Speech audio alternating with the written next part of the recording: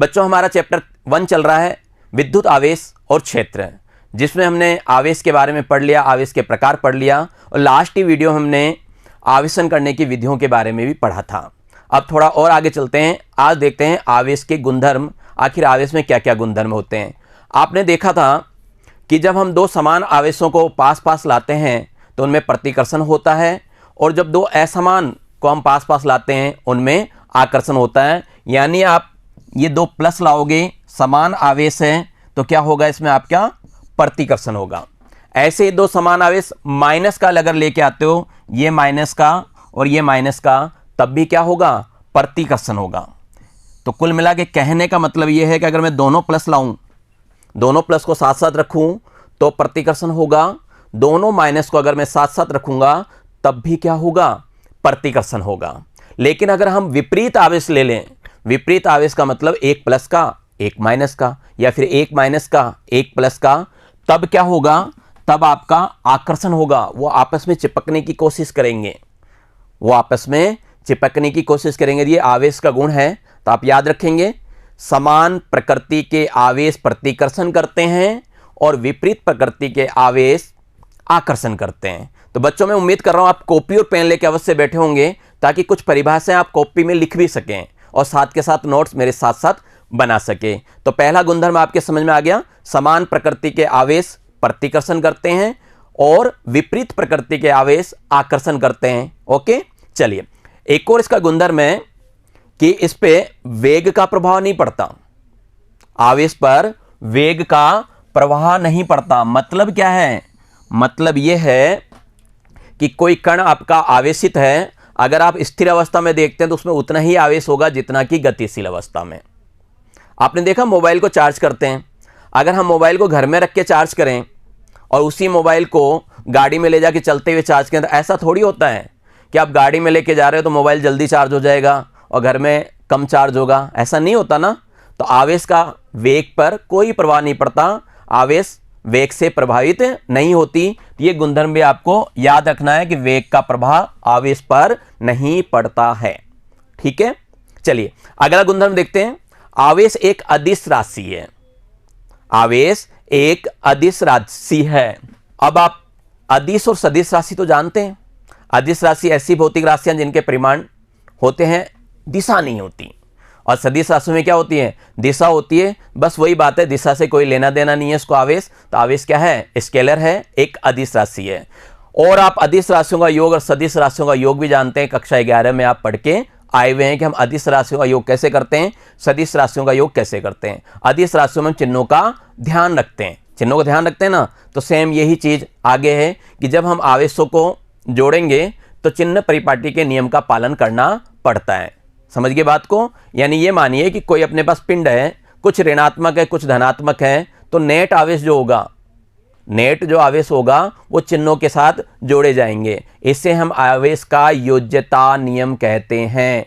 ध्यान रखना, एग्जाम में पूछ ले कि आवेश का योज्यता नियम को परिभाषित कीजिए या फिर आवेश के योज्यता नियम को समझाइए, तो आप कहेंगे कि किसी भी निकाय पर कुल आवेश, किसी भी निकाय पर कुल आवेश उपस्थित आवेश के बीजीय योग के समान होता है। बीजीय, बीजीय का मतलब बीजगणितीय योग, चिन्हों का ध्यान रखते हुए, इसका मतलब ये होता है चिन्हों का ध्यान रखते हुए, तो बीजीय योग के समान होता है। फॉर एग्जाम्पल देखिए, यहाँ पे मैंने एक एग्जाम्पल ले रखा है कि मेरे पास एक निकाय है जिसमें एक तो आवेश लग रहा है प्लस क्यू, दूसरा लग रहा है माइनस का 2 क्यू, और तीसरा लग रहा है मेरे पास प्लस का 3 क्यू, और फिर अगला जो चौथा है आवेश वो कितना है, प्लस का 5 क्यू।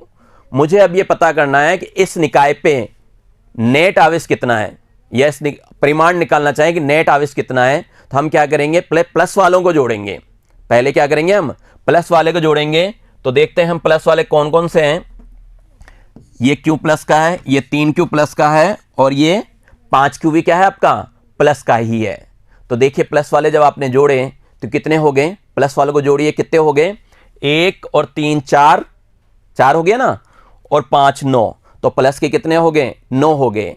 और माइनस का, यहां पे माइनस का तो 1 ही रखा हुआ है, माइनस का 2 क्यों, तो ये माइनस का हो गया।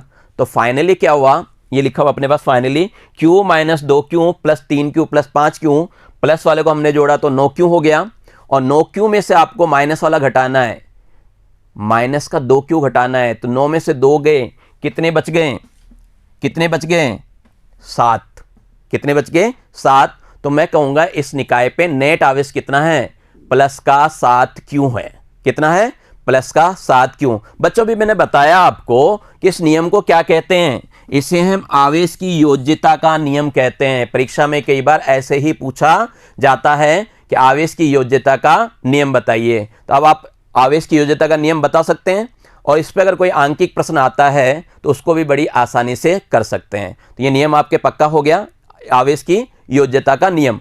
अगला नियम देखते हैं, संरक्षण का नियम।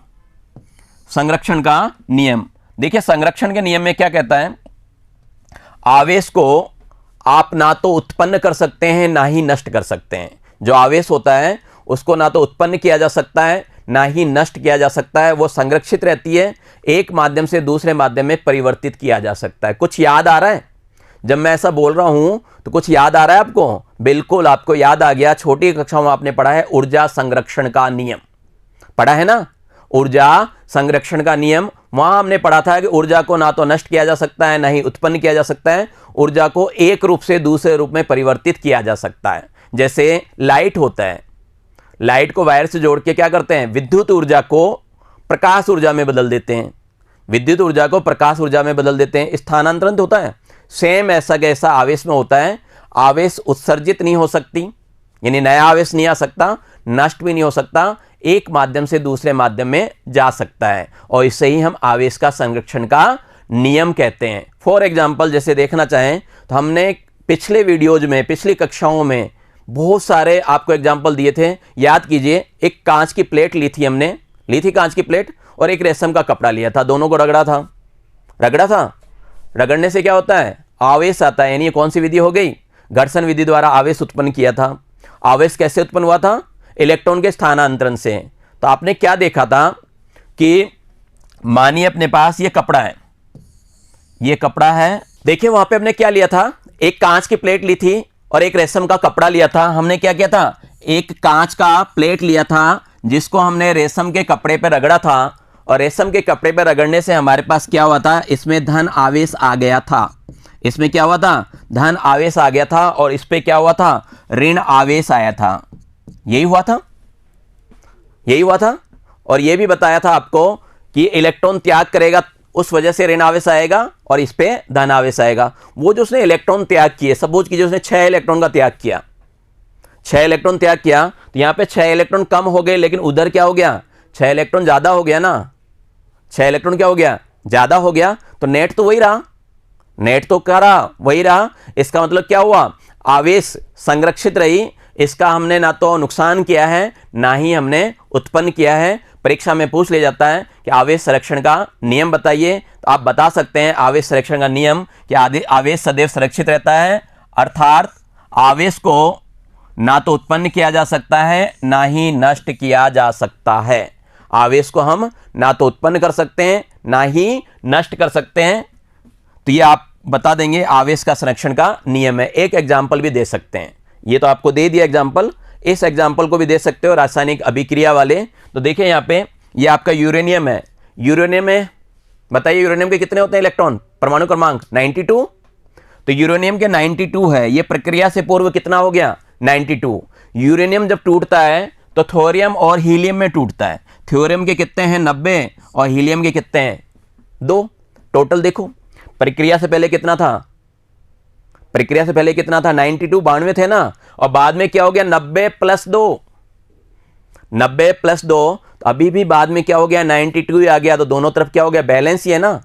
रासायनिक अभिक्रियाएं पढ़ते हैं वहां भी आप बैलेंस ही करते हैं ना इसी नियम से, बस वो का वही सिद्धांत यहाँ पे लग रहा है। तो अब बता दोगे परीक्षा में जब पूछा जाए कि आवेश संरक्षण का नियम बताइए, ये चीज आपको बता के आनी है। क्लियर। चलिए, द्रव्यमान का फर्क पड़ता है कि आवेश पे, यह द्रव्यमान कोई रिलेटेड है कि आवेश से है, देखिए बिल्कुल रिलेटेड है। यदि किसी वस्तु में आवेश है तो उसका द्रव्यमान होगा, ध्यान रखना।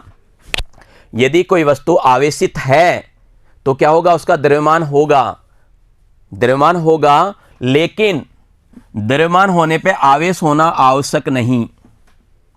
यह रिजल्ट याद रखना कि अगर कोई वस्तु आवेशित हो रही है तो 100% उसका द्रव्यमान होगा, कुछ ना कुछ तो होगा, लेकिन ये कहना उचित नहीं है कि आप ये कहोगे कि द्रव्यमान है तो आवेश होगा। ऐसा भी हो सकता है कि द्रव्यमान है लेकिन आवेश नहीं है।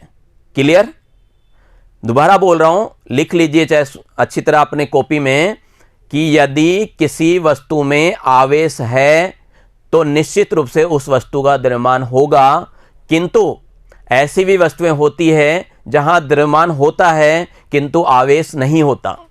फॉर एग्जाम्पल न्यूट्रॉन को देख लो। न्यूट्रॉन क्या है? न्यूट्रल है, बिल्कुल उदासीन है। तो न्यूट्रॉन का द्रव्यमान है, न्यूट्रॉन का द्रव्यमान तो है लेकिन वो आवेश नहीं होता है। समझ गए? एक नंबर के क्वेश्चन ये भी पूछ लेते हैं तो इसको भी बता सकते हो। अब बात करें कि आवेश पे द्रव्यमान किस प्रकार इफेक्ट करता है या आवेश से द्रव्यमान कैसे इफेक्ट होता है। देखो, हम जानते हैं कि जब कोई वस्तु इलेक्ट्रॉन ग्रहण करती है तो ऋणात्मक हो जाती है। जब कोई वस्तु इलेक्ट्रॉन ग्रहण करती है तो वो ऋणावेश ले लेता है, और कोई वस्तु इलेक्ट्रॉन देता है तो वो क्या होता है? धन आवेश हो जाता है। मेरे पास दो वस्तु है, अपने पास क्या क्या हमने दो वस्तु लिया, एक वस्तु ये ले लिया और एक ये ले लिया। सपोज कीजिए ए है और ये बी है। इसने क्या किया? दो इलेक्ट्रॉन इसको दे दिए। ध्यान देना, इसने क्या किया? दो इलेक्ट्रॉन किसको दे दिए? बी को दे दिया ना। तो ए क्या हो गया? हल्का हो गया। ए क्या हो गया? ए हल्का हो गया क्योंकि इसमें से दो इलेक्ट्रॉन चले गए। और बी क्या हो गया? बी के पास दो इलेक्ट्रॉन आ गए, इसलिए क्या हो गया? थोड़ा सा भारी हो जाएगा। वजन तो इलेक्ट्रॉन प्रोटॉन के संख्याओं की वजह से तो होता है, तो ये थोड़ा सा क्या हो गया? भारी हो गया। तो बात आई क्या समझ में? मैंने कहा था कि जो इलेक्ट्रॉन देता है वो धनात्मक होता है, जो इलेक्ट्रॉन देता है वो धनात्मक होता है, और जो लेता है, जो ग्रहण करता है, वो ऋणात्मक होता है। बताइए वजन किसका बढ़ेगा? बताइए। धनात्मक जो धनावेश है उसका वजन यानी द्रव्यमान कम होगा, और ऋण आवेश का द्रव्यमान अधिक होगा। तो ये बात भी अपने को याद रखनी है। इस बात को भी क्या करना है? अपने को याद रखनी है कि वस्तु के ऋणावेशित होने पे द्रव्यमान में वृद्धि और धनावेशित होने पे द्रव्यमान में कमी होती है। धनावेशित होने पे द्रव्यमान में कमी और ऋणावेशित होने पे क्या होगी? वृद्धि होगी। ठीक है? क्लियर? चलिए, रिजल्ट है कुछ, इस रिजल्ट्स को हमें याद रखना है कि इलेक्ट्रॉन का द्रव्यमान कितना होता है? एक इलेक्ट्रॉन का द्रव्यमान, एक प्रोटॉन का द्रव्यमान और एक न्यूट्रॉन का द्रव्यमान आपको याद होना चाहिए, ताकि आप न्यूमेरिकल्स कर सकें, आंकिक प्रश्न को कर सकें। तो याद रखना बच्चों, एक इलेक्ट्रॉन का द्रव्यमान होता है 9.109 इंटू 10 की घात माइनस का 31 किलोग्राम। ऐसे ही प्रोटॉन का द्रव्यमान होता है 1.672 इंटू 10 की घात माइनस 27, और न्यूट्रॉन का द्रव्यमान होता है 1.674 इंटू 10 की घात माइनस का 27 किलोग्राम। तो ये रिजल्ट आपको याद रखने हैं। परीक्षा में कई बार दे भी देते हैं और कई बार नहीं भी देते हैं, तो अपने को क्या करना है? इस रिजल्ट को याद करना है। समझ गए द्रव्यमान का संबंध? क्लियर? चलिए आगे बढ़ते हैं हम। आवेश का क्वांटीकरण क्या होता है साहब? आवेश का क्वांटीकरण देखिए, विद्युत आवेश का क्वांटीकरण क्या होता है? सोचिए। क्वांटीकरण का मतलब होता है पैकेट्स के रूप में जाना। ये बात याद रखना, क्वांटीकरण का मतलब क्या होता है? पैकेट्स के रूप में जाना। उसका जो ग्राफ होता है क्वांटीकरण का, वो ग्राफ हमेशा विविक्त बनता है। कैसा बनता है? विविक्त। आप कहोगे सर ये विविक्त क्या है? विविक्त को इंग्लिश में कहते हैं डिस्क्रीट। अभी भी नहीं आया होगा समझ में? चलिए, विविक्त सतत का उल्टा है। अब तो आया कुछ समझ में? सतत जो लगातार चलता रहे, विविक्त क्या होता है? टुकड़ों में चलता है, टूट टूट के चलता है। विविक्त क्या होता है? टूट टूट के चलता है। बस इसी पे आधारित है आपका क्वांटीकरण। हमने क्या देखा? एक वस्तु से दूसरे वस्तु में इलेक्ट्रॉन दिया जाता है। जब आप एक वस्तु से इलेक्ट्रॉन निकालते हैं और दूसरे को देते हैं, क्या होता है? जिससे मैंने इलेक्ट्रॉन निकाला, जैसे मान लो मैंने इससे इलेक्ट्रॉन निकाला, ये धनावेशित हो जाएगा, और इसको दिया तो ये क्या होगा? ऋण आवेशित हो जाएगा। ये तो अपन शुरू से चर्चा करते हुए आ रहे हैं। लेकिन मैं पूछूंगा इससे कितना इलेक्ट्रॉन निकालेंगे? मेरी मर्जी, 1 इलेक्ट्रॉन, 2, 3, 4 ऐसे तो निकाल सकता हूं। यही निकलेगा ना? बस यही बात है। अगर मैंने 1 इलेक्ट्रॉन निकाला तो इसका आवेश बढ़ जाएगा, 2 लेके इसको दूंगा तो आवेश आएगा। तो आवेश क्या होगा? इलेक्ट्रॉन की संख्या पे निर्भर करता है। कुल मिला के आवेश क्या हो गया? इलेक्ट्रॉन की संख्या पे निर्भर करता है। और ये जो इलेक्ट्रॉन निकाल रहे हो ना, आप निकाल रहे हो, ये क्या हो गया? पूर्ण गुणज हो गया। 1 निकाल रहा हूं, 2 निकाल रहा हूं, 3 निकाल रहा हूं। तो कुल मिला के बात ये हो गया कि किसी भी वस्तु में जो आवेश होता है, क्यों? वो इलेक्ट्रॉन का पूर्ण गुणज होता है। इलेक्ट्रॉन के आवेश का पूर्ण गुणज होता है। इलेक्ट्रॉन का जो आएगा ना, जितने इलेक्ट्रॉन निकाले हैं उसके आवेश का क्या होगा? पूर्ण गुणज होगा, इसे ही क्वांटीकरण कहते हैं। बस यही चीज़ यहाँ कहा गया है। और समझा दूंगा कि जब किसी वस्तु में इलेक्ट्रॉन की कमी होती है तो वह धनावेशित और इलेक्ट्रॉन की वृद्धि होने पर ऋणावेशित होते हैं। ये चीजें अपन जानते हैं। अर्थात आवेश इलेक्ट्रॉन के स्थानांतरण के कारण होता है, ये भी आपको पता है ना। जितने अधिक इलेक्ट्रॉन का स्थानांतरण होता है उतना ही अधिक आवेश भी होगा। जितना ज्यादा आप इलेक्ट्रॉन का स्थानांतरण करेंगे उतना ही ज्यादा क्या होगा, आवेश भी होगा। भाई 1 इलेक्ट्रॉन दोगे तो 1 इलेक्ट्रॉन के बराबर आवेश होगा, 10 दोगे तो 10, तो ज्यादा कौन सा हुआ, जितना ज्यादा इलेक्ट्रॉन दोगे उतना ही ज्यादा आवेश भी होगा। इस प्रकार क्या हो गया, आपका जो आवेश है इलेक्ट्रॉन के गुणज के रूप में होता है। जो आवेश होता है वो क्या होता है, इलेक्ट्रॉन के गुणज के रूप में होता है। इसे ही हम आवेश का क्वांटीकरण कहते हैं या फिर आवेश का क्वांटीकरण सिद्धांत कहते हैं। इसे हम क्या कहते हैं, आवेश का क्वांटीकरण या फिर आवेश का क्वांटीकरण सिद्धांत कहते हैं। समझ गए बात को, क्लियर है। तो देखो कैसे होता है, जैसे मेरे पास ये 2 वस्तु हैं, सपोज कीजिए अपने पास ये 2 वस्तु हैं। यहां ले लेते हैं अपन, ये 2 वस्तु ले लिया हमने, ये ए ले लिया और ये मैंने क्या किया, बी ले लिया। किसी भी तरीके से मैं इसमें आवेश लाने की कोशिश करता हूं, चाहे तो घर्षण विधि से ला सकते हैं, और भी कोई 2 मेथड बताया आपको, प्रेरण विधि बताया हुआ है और संपर्क विधि। किसी विधि से हम आवेश लाते हैं। आवेश लाओगे कैसे, इसमें से आप 1 इलेक्ट्रॉन दे सकते हो। इसको हम क्या कर सकते हैं, 1 इलेक्ट्रॉन दे सकते हैं। हमने क्या किया, 1 इलेक्ट्रॉन दिया। अब 1 इलेक्ट्रॉन दोगे तो क्या होगा, इसमें 1 धनावेश आएगा और इसमें क्या होगा, 1 ऋणावेश आएगा। 1 धनावेश और 1 ऋणावेश, तो उसको ई से दिखा देते हैं। ये प्लस ई हो जाएगा और ये क्या होगा, माइनस का ई। जब मैं 2 दूंगा तो 2 दूंगा तो ये क्या होगा, प्लस का 2 ई होगा और ये माइनस का 2 ई होगा। 3 इलेक्ट्रॉन निकालो। अब क्या करो आप, यहां पे 3 इलेक्ट्रॉन निकालो। पहले 2 निकाला था, 3 निकालोगे तो क्या होगा, प्लस का 3 ई होगा और ये माइनस का 3 ई होगा। ऐसे तो जाता जाएगा, आवेश ऐसे बढ़ते जाएंगे।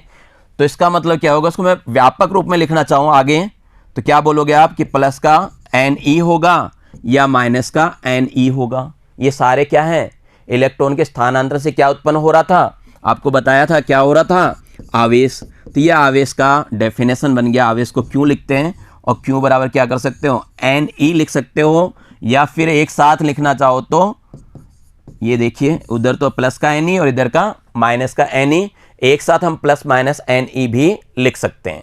समझ गए बात को। तो यही कुछ यहाँ पे कहा गया है। देखिए Q बराबर एन ई, यहाँ पे मैंने प्लस माइनस नहीं लगाया तो मैंने n के मान में इस चीज को लिख दिया।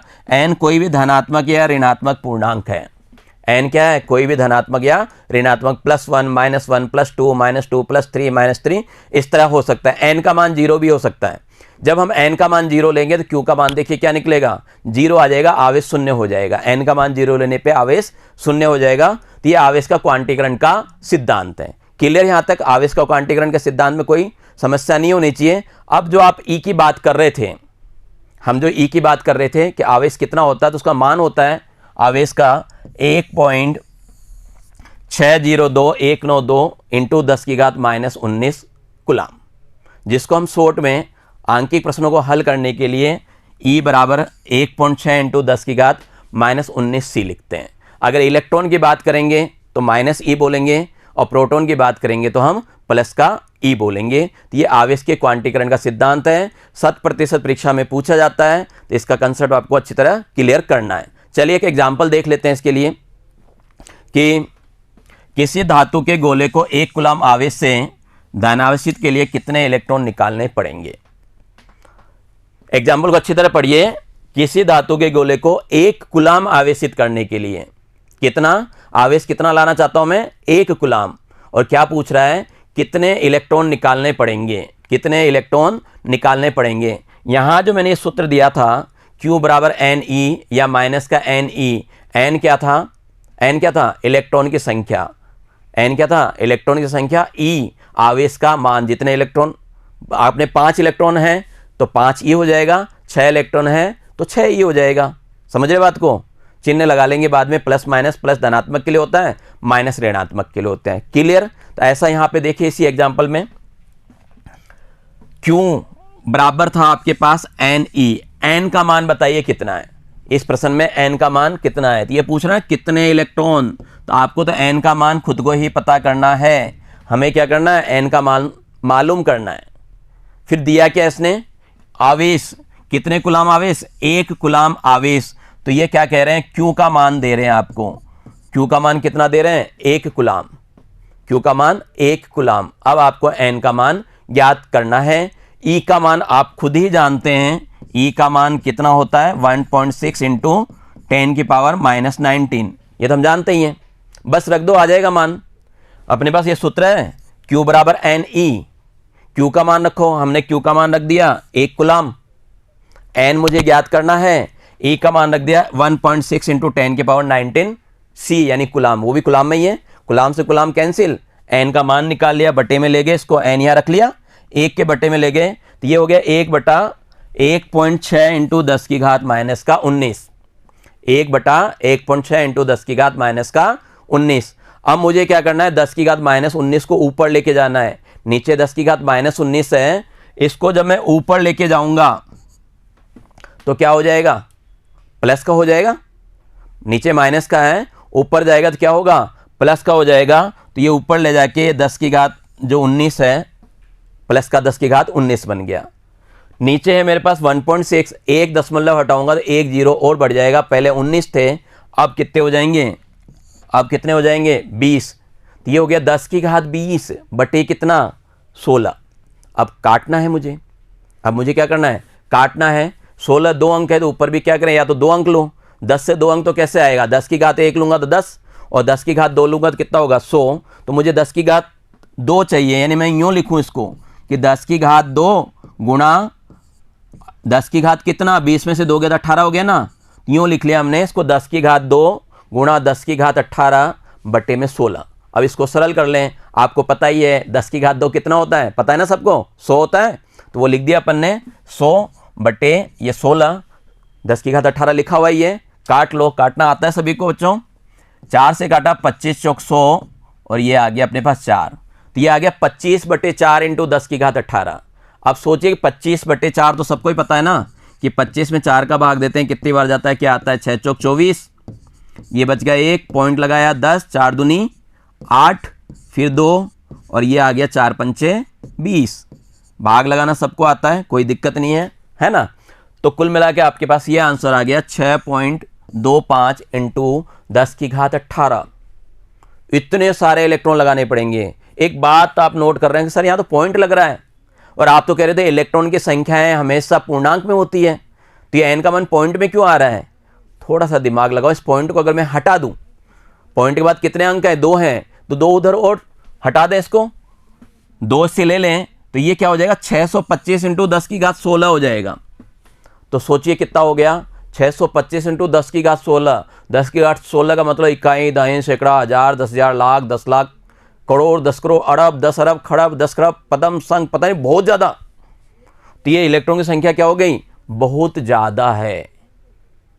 कितनी है, बहुत ज्यादा। कितने आवेश के लिए, 1 कुलाम आवेश के लिए, केवल 1 कुलाम आवेश के लिए। देखिए प्रश्न को वापस देखिए, 1 कुलाम आवेश धनावेशित करने के लिए कितने इलेक्ट्रॉन निकालने पड़ेंगे, आपको कितने इलेक्ट्रॉन निकालने पड़ेंगे, 625 इंटू 10 की घात 16।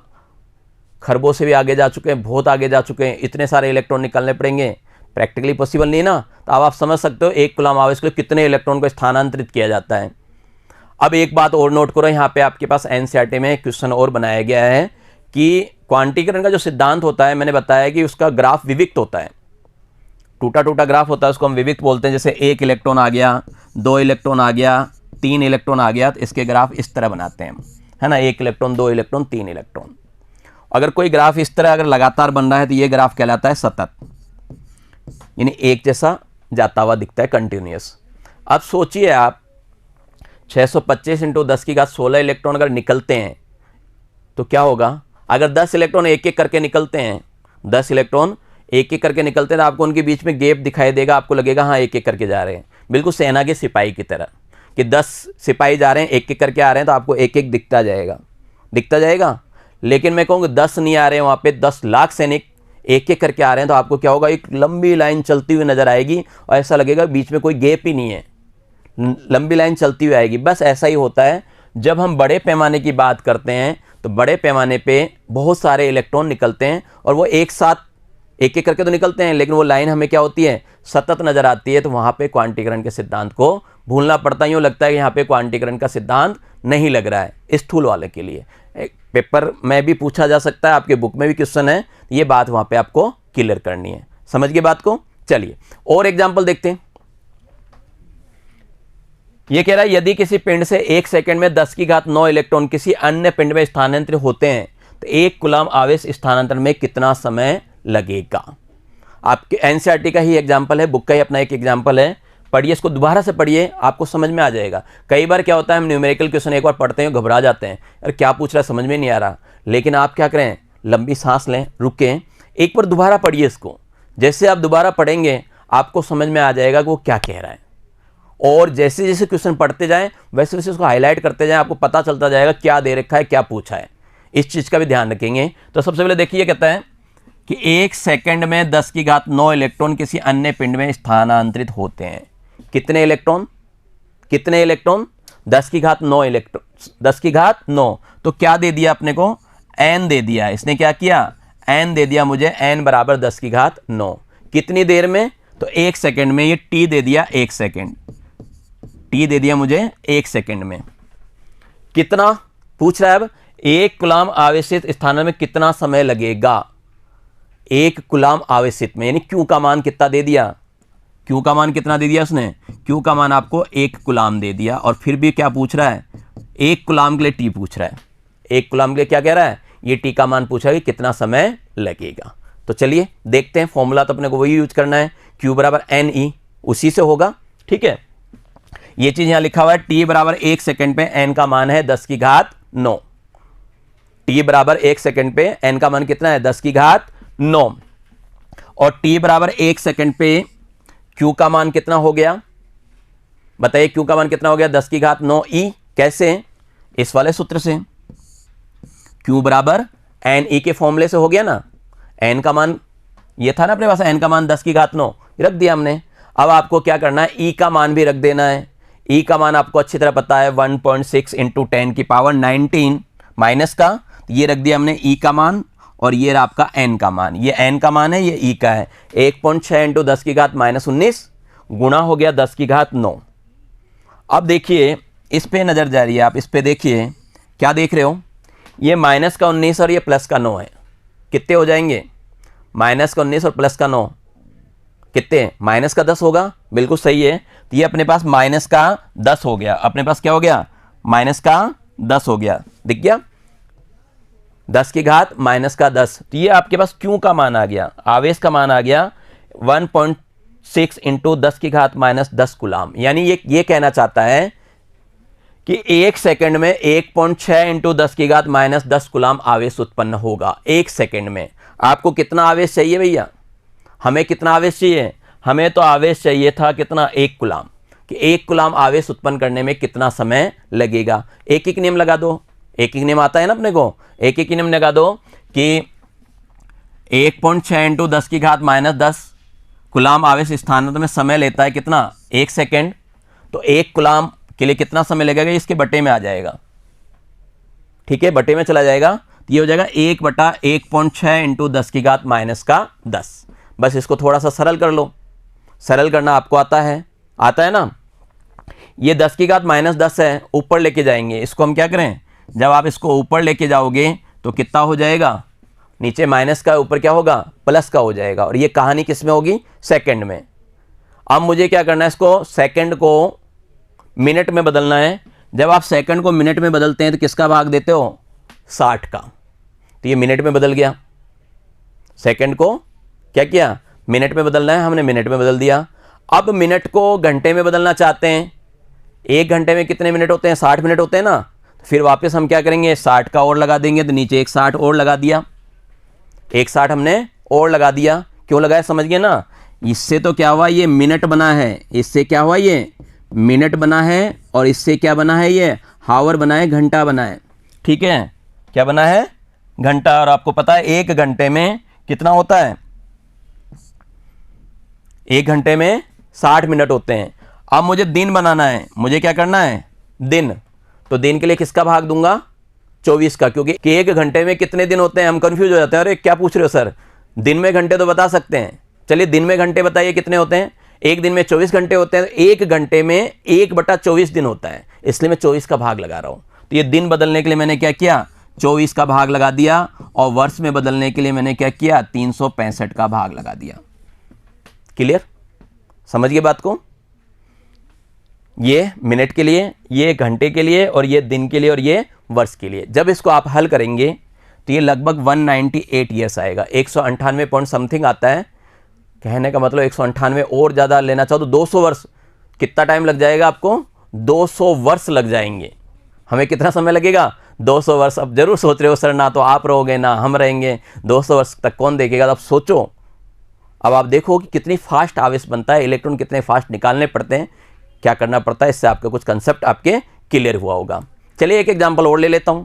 चलिए एक और एग्जाम्पल देखते हैं। यहां पे 1 कप जल में कितने धन तथा ऋण आवेश होते हैं।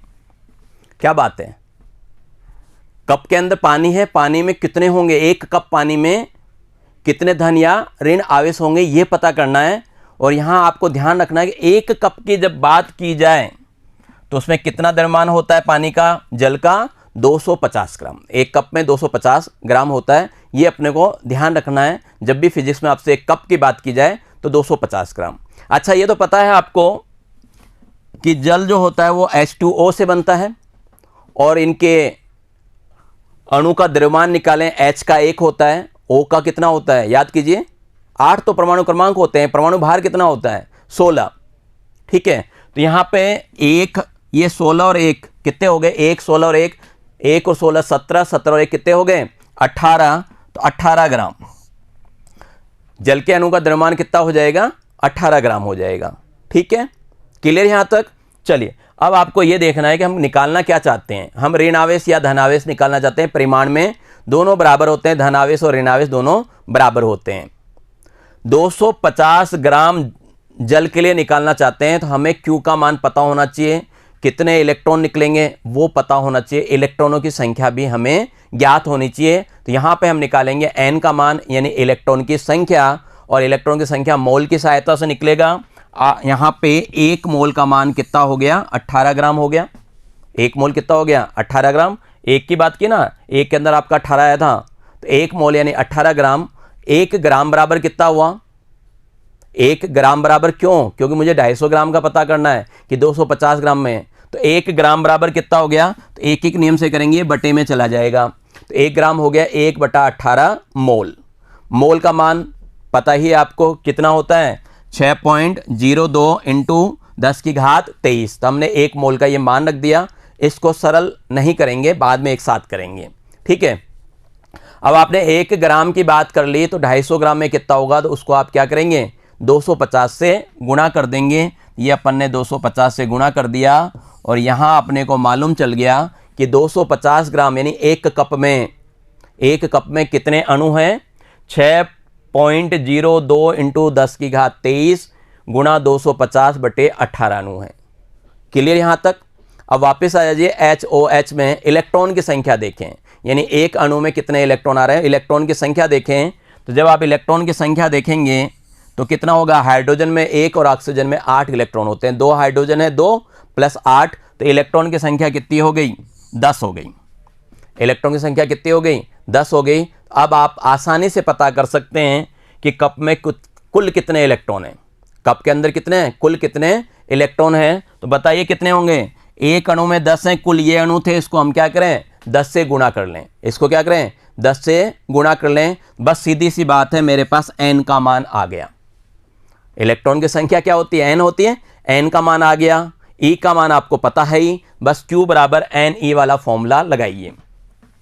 यहां पे हमें Q = NE का सूत्र लगाना है। n का मान आपके पास ये आ चुका था, ये आपका क्या था, n का मान था। 6.02 × 10⁻23/18 गुणा 250 गुणा 10। कई बार हमें भूल जाते हैं 10 को लिखना, इसको मत भूलना। बाद में E है, और E का मान आपको पता है, हमने E का ये मान रख दिया 1.6 × 10⁻−19। इसको सरल कर लो। सरल करना आपको आता है, घातों के बारे में जानते हो। ये 10 की घात 23 है ना, कितनी है 10 की घात 23, और ये एक 10 और है, कितना हो गया 10 की घात, वो 10 की घात 23 है, एक 10 और है, कितना हो गया 10 की घात 24 हो गया।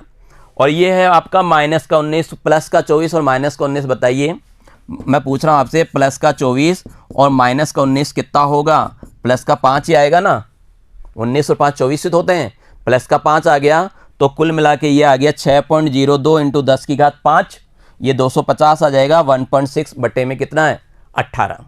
इसको सरल कर लीजिए, आप सरल आसानी से कर सकते हैं, इसको सरल करेंगे तो ये आ जाएगा, कैसे आया ये भी देख लो आप, देखो ये 6.02 है इंटू 10 की घात 5 है, गुणा 250 इंटू 1.6 अपॉन 18, काटना चाहे तो काट सकते हैं, इसको हम काटना चाहें तो काट सकते हैं और सरल भी कर सकते हैं, कि जैसे आप चाहो तो काटना किससे कट सकता है ये बताइए, इसको हम काटना चाहें किससे काट सकते हैं, 1.6 भी कट सकता है, 18 भी कट सकता है, पॉइंट हटा के भी आप कर सकते हैं।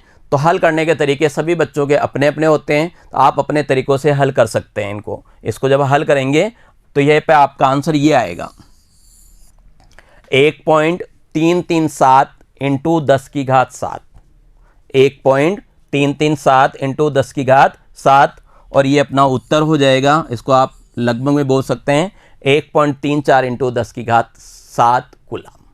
ठीक है, तो बच्चों आज की कक्षा में इतना ही, मिलते हैं आगे कुछ पढ़ने के लिए अगली कक्षा में, तब तक के लिए धन्यवाद, नमस्कार, आपका दिन मंगलमय रहे।